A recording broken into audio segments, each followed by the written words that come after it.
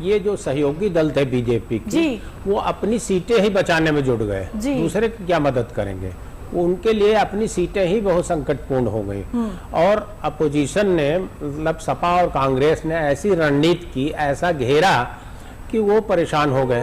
उनके लिए अपनी, आपको रोकेंगे राजीव जी, बड़ी खबर आ रही है।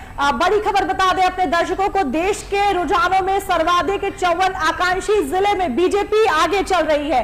बड़ी खबर आपको बता दें, रुझानों से जुड़ी हुई इस समय रुझानों में 21 आकांक्षी जिलों में कांग्रेस प्रत्याशी निकटतम प्रतिद्वंदी से आगे चल रहे हैं। 21 आकांक्षी जिले, यूपी में कुल 75 आकांक्षी जिले और 21 आकांक्षी जिलों में कांग्रेस प्रत्याशी निकटतम प्रतिद्वंदी से आगे चल रहे हैं। राजीव जी, तो ये कह रहा था कि मैं जिस तरीके से अपोजिशन ने अपनी रणनीति बनाई, उसमें जो सहयोगी दल थे बीजेपी के, वो अपने ही में ही घिरे रह गए। आप बताइए, कहीं अनुप्रिया पटेल ने कहीं चुनावी सभा की हो, कुछ वो किया हो, या आसपास के सीटों पर उन्होंने कुछ असर डाला हो, बल्कि उनकी बातों का उल्टा ही असर हुआ। जी राजीव जी, देखिए आकांक्षी जिलों का भी हमने जो रुझानों में जो आंकड़े आ रहे थे, आकांक्षी जिलों में भी कांग्रेस आगे चल रही, जबकि आकांक्षी जिलों को लेकर लगातार पिछले कुछ सालों से जो काम है वो हो रहा था, लेकिन वहां पर भी बढ़त कांग्रेस को मिल रही। इसको लेकर आप क्या कहेंगे राजीव जी? राजीव बाजपेयी। देखिए, आकांक्षी जिलों की जो बात है, उसमें तो वो वर्ग है जो कि सुविधा भोगी है, जो एक तरीके से लाभार्थी वर्ग है, तो उन्हीं के लिए वो चीजें हुई हैं। तो आकांक्षी जिलों में बढ़त मिल सकती है बीजेपी को। मुझे ऐसा लगता है कि वो जो चीजें आ रही हैं उसमें और कोई बात नहीं हो सकती, क्योंकि वो ज्यादा डेवलप किए गए हैं वो जिले, देश भर में ये स्थिति है। बिल्कुल, तो वहाँ डेवलपमेंट की बात दूसरी है। बिल्कुल, लेकिन देखिए अभी जो रुझान हमारे पास आ रहे 21 जिलों की बात अभी हमने बताया कि वहां पर भी कांग्रेस आगे चल रही है। क्या कहेंगे रतिभान जी, अगर आकांक्षी जिलों पर अगर नजर डाली जाए, रुझानों को देखा जाए तो देखिए, क्या लगता है आपको? जीत की आंधी चलती तो सबको प्रभावित करती, चाहे वो आकांक्षी जिले हों, चाहे कोई व्यक्ति विशेष हो या कोई नेता विशेष हो। ये इस बार जो विपक्ष ने ट्रेंड सेट किया, जो अपना एक तरीका अपनाया, जो भी बातें रखी संविधान को बदलने का, फिर वो युवाओं के साथ अन्याय होने का, किसानों के साथ अन्याय होने का, महिलाओं के साथ ज्यादती होने का, या एक वर्ग विशेष साथ अन्याय होने जैसी तरह तरह की बातें फैलाई गई। इन सब बातों का असर जनता ने महसूस किया और इसीलिए उन्होंने कांग्रेस को वोट दिया।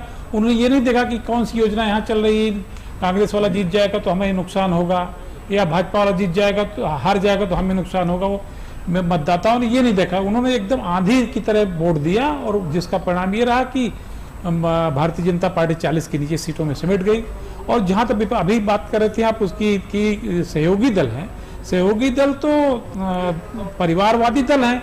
भारतीय जनता पार्टी ने ये कहा कि हम परिवारवाद को मिटा रहे हैं, लेकिन जो परिवारवादी दल थे, चाहे वो अपना दल हो, चाहे निषाद पार्टी हो, या फिर सुभाषपा हो, राजभर की पार्टी, इन सब में अपने बेटों को। और बड़ी खबर आ रही है, आपको रुकेगी, ब्रेकिंग न्यूज बता दें अपने दर्शकों को। यूपी के रुझानों में एनडीए और विपक्षी गठबंधन में कांटे की टक्कर, और लगातार सुबह से हम देख रहे हैं कि मुकाबला जो है वो बेहद ही कड़ा दोनों के बीच में। यूपी के रुझानों में बीजेपी कई सीटों पर आगे निकली। अब तक एनडीए 39 और विपक्षी गठबंधन 40 सीटों पर आगे चल रहा है। जो रुझान हमारे पास आ रहे हैं उसमें आंकड़े सीधे तौर पर एनडीए 39 और 40 सीटों पर, विपक्षी गठबंधन और एक सीट जो है वो अन्य दल के पास है।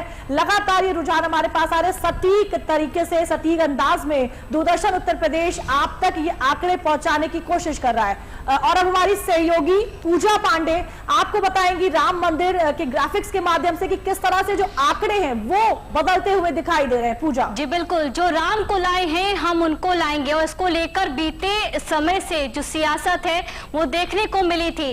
पर अब की बार किसकी सरकार होगी, कौन सा प्रत्याशी यहाँ पर जीतेगा और किसकी हार होगी, इस पर हर किसी की निगाहें बनी हुई हैं। कुछ आंकड़ों से समझ लेते हैं, क्योंकि प्राण प्रतिष्ठा जनवरी में हुई, 500 सालों का इंतजार खत्म हुआ, और उसके बाद ये जो 24 के चुनाव है उस पर हर किसी की निगाहें बनी हुई थी।